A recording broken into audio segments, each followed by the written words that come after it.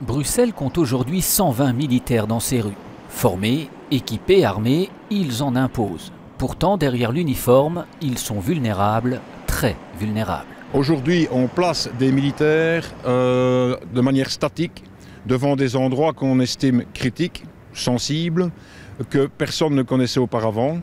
Et donc aujourd'hui, on sait quels sont ces endroits sensibles puisque des militaires sont devant. C'est mettre le militaire en danger, surtout qu'on ne lui donne pas les prérogatives équivalentes à celles de la police. Car un militaire ne peut agir qu'en cas de légitime défense. Et s'il repère une menace, il doit suivre un protocole très éloigné de celui qu'il applique dans une situation de guerre. Nous sommes dans un pays qui n'est pas en guerre, qui doit faire appliquer toute une série de législations très strictes sur les libertés, sur la légitime défense. Et donc il faut s'adapter à ce genre de loi. Donc le militaire n'étant pas au-dessus des lois, nous sommes toujours en démocratie et pas en dictature.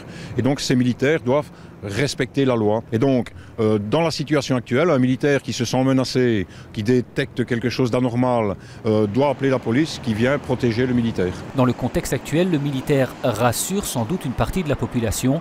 Pour ce qui est d'assurer la sécurité, par contre, c'est beaucoup moins clair quand on sait que lui-même est une cible prioritaire.